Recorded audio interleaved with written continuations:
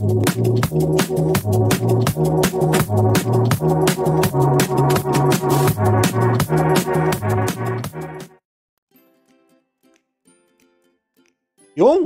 ayos. Kamusta kayo dyan mga kababayan? At welcome po dito sa ating next channel. No?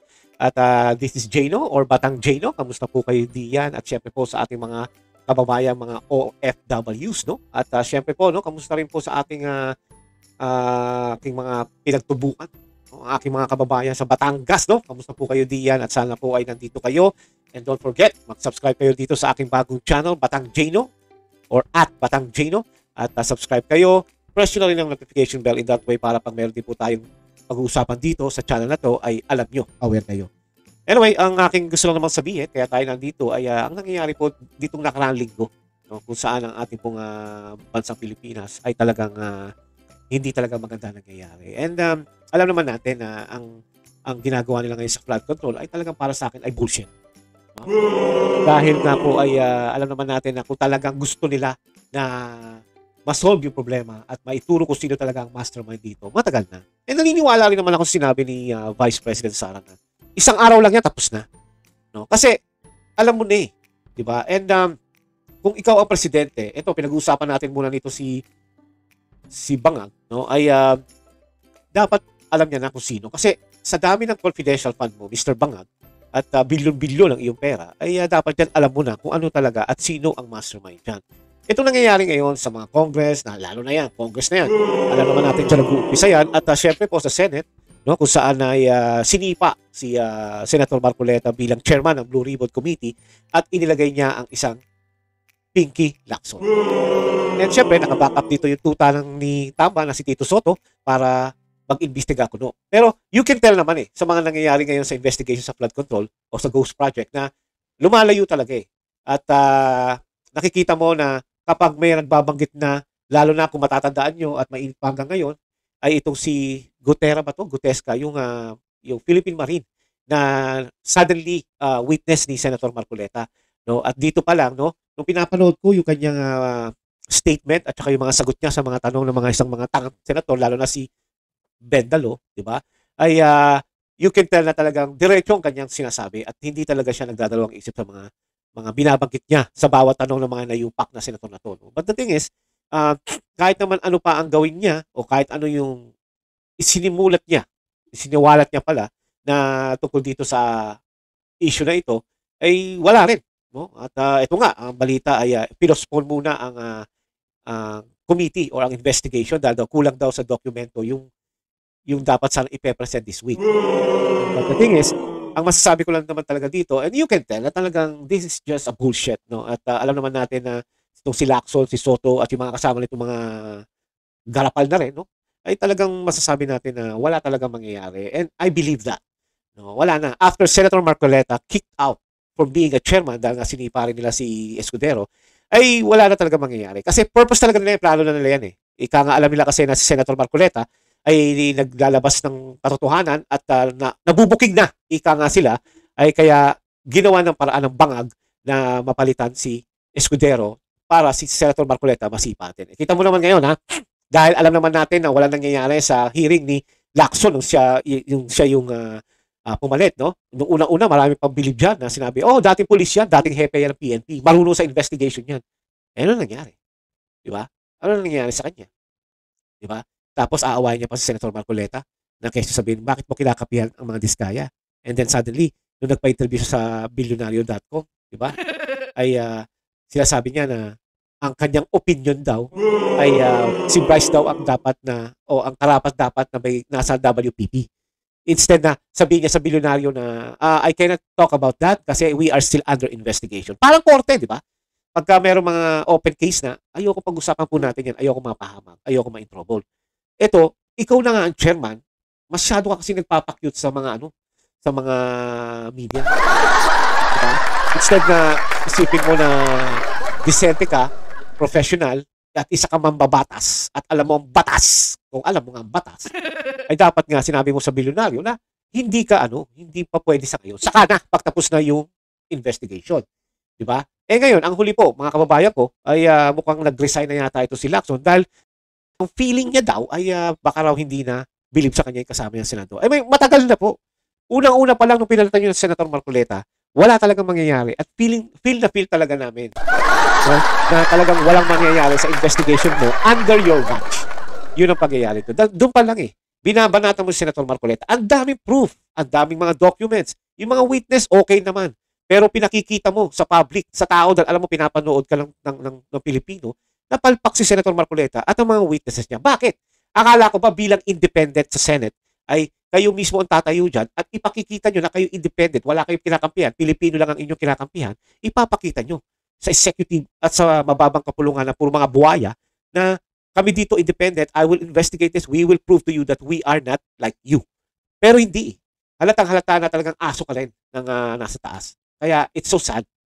No? Tapos may bali-balita pa mga kababayan na ang baka ipalit daw ay si Contiveros. Hindi ko talaga maintindihan kung talaga bang ito sila Tito Soto ay gumagamit din ng droga. Dahil alam ba nila na itong si Contiveros ay meron ding kaso. At di pa nga yan na-file sa Ethics Committee, yung Ethics Committee na talim witness ang ginagawa niya. At ngayon nga, meron namang siyang bagong issue, yung 3 billion na ini-insert niya. Na kesyo, ano raw tawag dito, parang manifestation or something. I forgot the name. But the thing is, paano paniniwalaan yung mga ganun tao? And the only thing na talagang pwedeng maging chairman ulit yan ay si Senator Marcoleta. Wala siyang bahid eh. Diba? Oh, baka sabihin naman ng ibang makadilawan dyan, yung asawa. Diba? Yung asawa ay independent board of director ng Stronghold. Ang bihira kayo mga kababayan ko. Kaya sana mga kababayan, tingnan yung mabuti. Tapos nagtayo pa ng ICI. No? Hindi pa ginawang ICC. Kasi, ang ibig ko sabihin, dahil ang ICI, bakit hindi nila sinasa publiko yung investigation? Bakit? Kasi po, baka may pinagtatakpan. At saka kita mo, hindi pa man umiinit ang puwet ng ICI, marami na ang nawawala. Katulad ni Mayor Magalong. Diba? Tinanggal na nila si Mayor Magalong o nag-resign si Mayor Magalong. It depends. Dahil daw sabi ni Mayor Magalong ay nakikita niya na talagang parang may masasagasaan siyang malaki. Ang problema naman kay Mayor Magalong, hindi niya mabanggit si Tamba ng pangalan. Hindi siya katulad ni Senator Marcoleta na Romualdez. Si Saldico, lagi binabanggit na si Saldico kahit saan. Kasi nga, si Saldico, yan ang kanilang fall guy. Yan ang kanilang ilalaglag talaga para masave naman yung iba. Diba? So, it's really sad. No? And kaya nga, sabi nga nila Mama Harlika at yung iba na kung ilalaglag ka pala ng mga demonyong ito, no? Simula sa Malacanang ng bangang, asawa, bakit hindi niya na ituro yung totoo? Total, sira ka na eh. Diba, Saldico? Wala ka na, nag-resign ka sa Congress, wala ka ng immunity. Diba? So, kung ako sa'yo, diba? Total, nakanakaw ka naman ng pera. Siguro naman may tinatago ka pang mga cash diya sa ibang bansa. Eh, laglag mo na yung mga taong yan. Dahil wala. Either ipapatay ka, ikulong ka, pag-initan ka.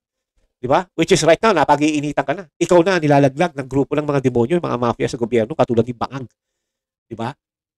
Tapos, sinunod nila yung sila Escudero. And then ngayon, yung kanilang kakampi na si Hontivirus, na ngayon ay ang kapatid ay nasa gobyernong Bangag, ay nilalaglag na rin. Bakit?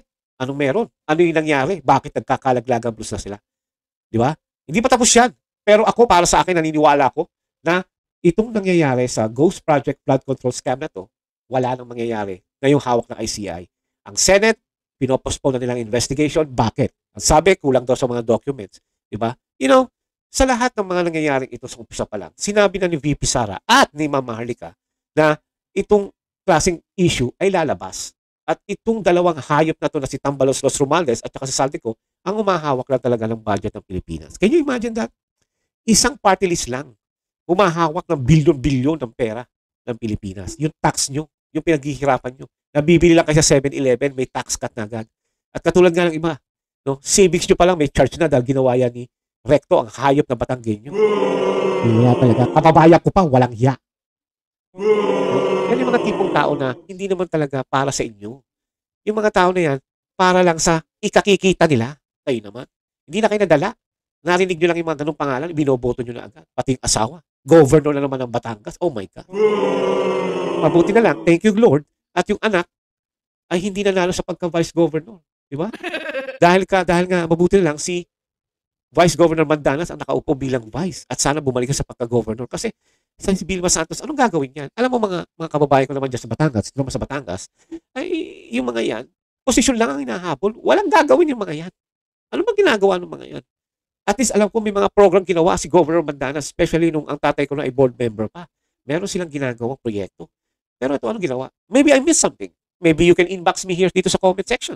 Sabihin niyo sa akin kung ano yung ginawa ng mga Vilma Santos na yan. Eh, ang recto, wala. Pahirap sa buhay yan. Kaya nga gumagamit tayo ng Vilma Santos at ng Luis Manzano para umangat ulit ang pangalan nila. At kayo naman mga kababayan ko sa Batangas, paalala ko lang sa inyo, bilang Batanggenyo din, huwag niyo naman iboto yung mga Luis Manzano na yan. Natatandaan niyo yung Luis Manzano na yan. Di ba? May scam yan sa business. Ano na nangyari doon? Bakit nawawala na? Tapos na ba?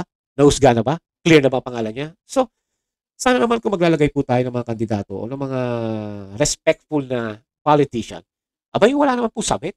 Ala, ay pambihira Batangas alam ko ang mga Batanggenyo ay magagaling diyan di ba? Ngayon, sa buong Pilipinas naman, ganoon din po sana. Wag po sana tayo pumili na naman na may sabit, di ba? Kaya ang akin lang po sa nangyayari ngayon sa flood control na ito, sa investigation, wala na pong mangyayari. Kawawa na naman kayo Pilipinas. Lalangoy at lalangoy kayo palagi pag ito pa rin ang inalalagay nyo sa posisyon. Alam nyo, may mga nagtatawag na ng people power. Why not? Mas gusto nga, revolutionary government. Umpisa ulit. Tanggalin ang constitution, palitan ng malibago. Bakit? Takot sila kay Sara. Bakit? Dahil si Sara, ang gagawin niyang batas ay yung talagang para sa Pilipino. Yun ang masakit. Di ba? Pag alam nila na para sa Pilipino ang makikinabang ng bagong constitution, in case na magkaroon ng revolutionary government na katulad ng ginawa ng mga Aquino na niloko ang Pilipino, patay sila. Dahil ang pretty sure, death penalty, number 1 yung pasok. Di ba? Kaya ang akin lang po, mga chong, mga kababayan ko, ingat. At sana po, ay magbago na ang isip ng mga tao at lumabas na kayo. At ipakita nyo dyan sa bangag na yan, na huwag ka na, tama na. Napagbigyan ka na ng 3 years, wala ka namang ginawa. Tama na. At sa mga tao namang nangangarap na huwag paupuin ang ating bise, lalo na mga dilawan, mangarap kayo sa inodoro. Okay? Alrighty. Hanggang dito na lang po. At sa susunod po natin topic, no? At sana po ay may mangyari sa flood control. At sana po sa pagre-revamp ng Senado ay may mangyari po. Pero I doubt it. Sana mali po ako. Okay? Alrighty. Sige po. Salamat po. At again, subscribe na lang po tayo dito sa Batang Jano. This is Jano. I'm just saying. Ala. Bye-bye.